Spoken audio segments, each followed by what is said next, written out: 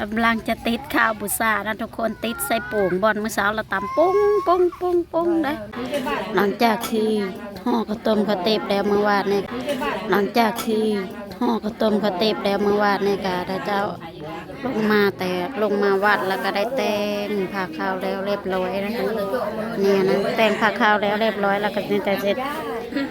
ย่อให้นักย่อคู่เพราะว่าเวียนเข้าอันนี้เวียนเข้าหน้าเขยนั่นแหละ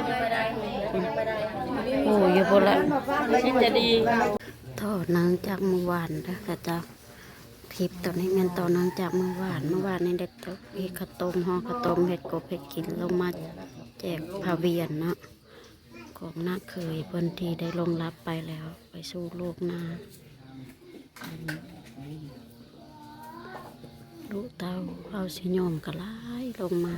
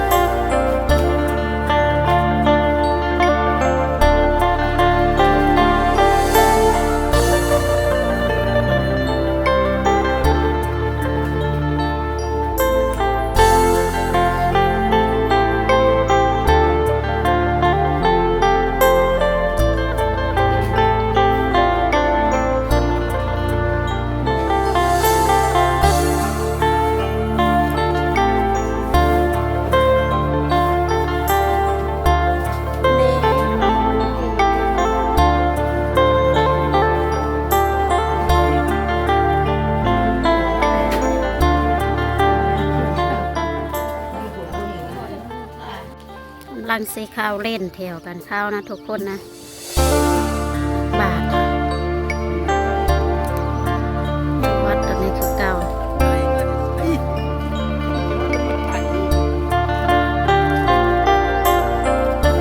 เล่นแถวกันข้าวเล่นแถวกันข้าวจัดเล่นเป็นจัดแถวจัดแถวจัดวัดบรรณธมคือเก่าแล้วทุกคน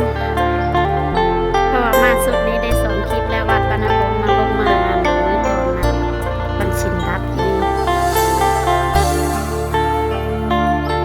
เข้ามาเด้อมาเด้อเล่นแถวกันข้าวแล้วพี่น้องเด้อพี่น้องป้องปูป้องป่ายเฮ็ดตามฮีบคล้องประเภทนี้ของเท่าผู้ไทยนะทุกคนนะอันอยู่บ้านนาโถมเมืองอัสสพรมื้อนี้นะอันได้ลงมาอันเวียนเข้านะเขยเพิ่นตายไปวังมือ2-3 มื้อขึ้นหลังนี่แหละนี่กำลังจะป้อนบาตรนะทุกคนป้อนบาตรอยู่ในบ้านอยู่ในวัดในบ้านนาโถมนี่แหละหลังจากนั้นก็ได้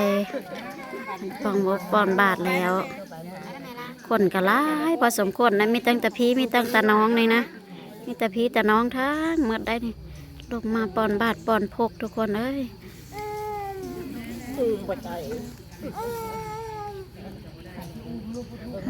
เฮ็ดเป็นแว่นอยู่ได้พวกนี้ก็ได้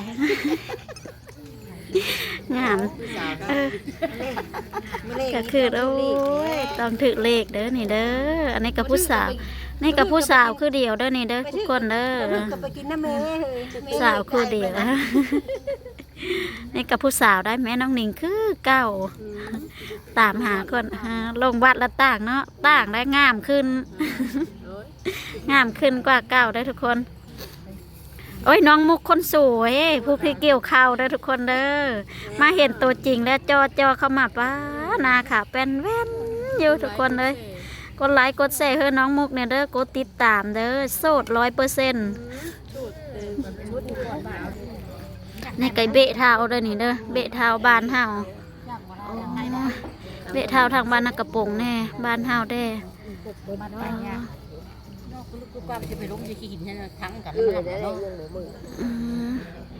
แม่ป้ามี3-4 คนรอบสุดท้ายมาอยู่ชนสุดเพิ่นก็ได้หน้าขาวเป็นแว่นแม่ป้าใหญ่เด้อนี่เด้อเพิ่นก็อันนั่นอยู่ได้อสิใส่นั่นแหละนี่นะใส่เบิ่งทุกคนเลยคุณกำลังหลายพุ่นนะป้อนบาทกำลังยาคูกำลังมานะทุกคนป้อนบาทแล้วจากที่ป้อนบาทแล้วล่ะกะสิได้ติดอันข้าวบุซอกบุซ่าอีหยังเมื่อได้เห็นเมื่อทุกคนค่ะ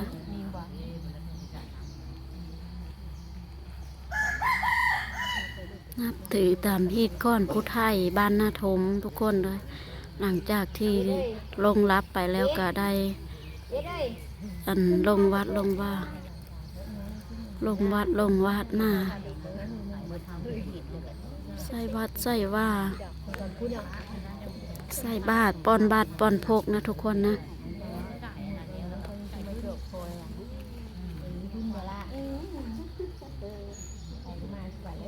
อยู่ในวัดบ้านนาทมคือเก้านะทุกคนมาเนี่ยได้หนังป้อนอยู่ขี้ดินเลยปกติกับเพิ่นกับบ่ได้เพิ่นหนังป้อนแล้วเพิ่นยักหยางบ่อยได้อันปานใดเนี่ยขู่เพิ่นเลยเจ็บหัวแข้งหัวเข่า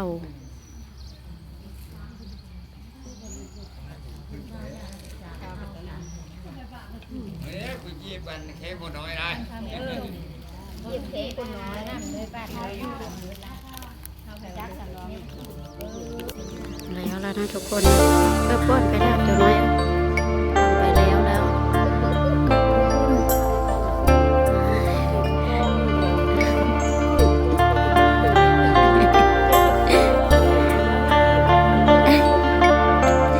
กำลังจะป้อนนั้นบาดเคยจะเลยนะทุกคนนะถามกันทานเพื่อกำลังทาน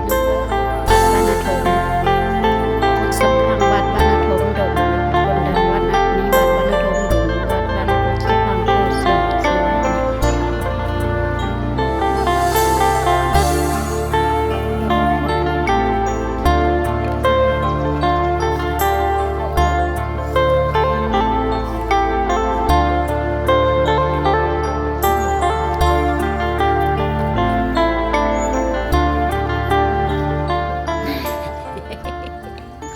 นบก็ได้บุญนะโอ้ยสุดเทปวันนี้แหละได้บุญได้ทานได้นี่ได้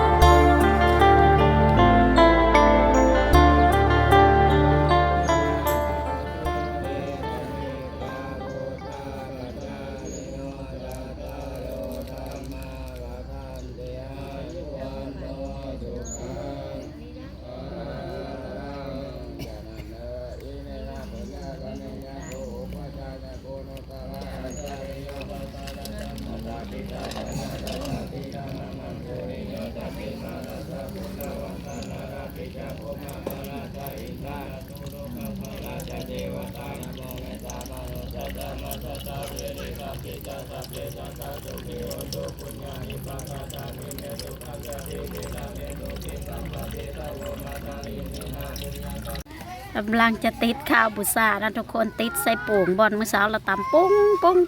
งได้ถ้าน้อยๆก็มันก็เล่นไปหาพ่อมันนะ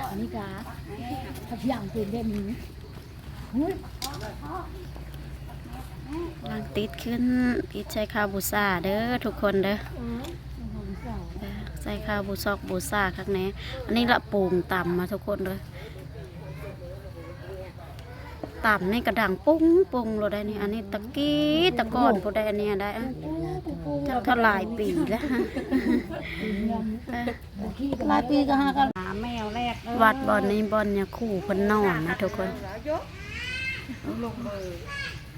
ก็อยู่ในวัดคือเก่าเลยทุกคนนะคะเนี่ยอยู่ในหนองน้ำพดไหนนี่ได้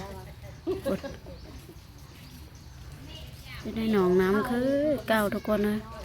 วัดบานที่คอยนะจังซีละเป็นอะไรนี่ละในดอกน้ำหนองหน้าอย่างเงี้ยในกุดอันนี้ละกุดสะฟังโพสีทุกคนวัดแต่กี่แต่ก้อนพอได้ทุกคนเลยใหญ่เด้หวาน ใส่อีกได้ข้าวบูซาบอลนี่กับบอลเนี่ยขูดหยาดน้ำเลยค่ะทุกคนฮะไปบ่ได้ขึ้นลานไข่มีผู้เฒ่าผู้โถผู้โอ๋ข้างในได้ทุกคนผู้ไปวินรุ่นนะก็ตีเกิดบีแล้วเนาะ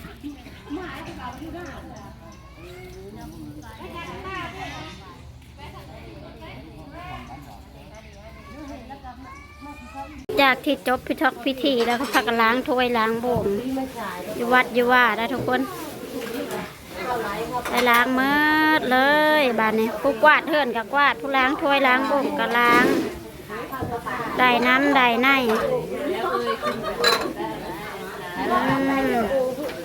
ล้างถ้วยล้างบ่งเด้อตื่มสลดตื่มสไลด์อ้าวหลานกินเยอะอันไหนแล้วบ้านนี้กวาดเถินกวาดซ่านกวาดมืดทำความสะอาดมาละได้ทุกคนได้บ้านนี้ได้แล้วสำเร็จเสร็จสิ้นนี่กะกันนั่งเบิ่งอยู่ได้บ้านนี้นั่งเบิ่งลูกหลานเนียนมัดกวาดเถินกวาดกับกวาดเถินกวาดนั้นแล้วก็แบบเบิ่งเด้อซ่านฮักได้ซ่านฮักได้ดีได้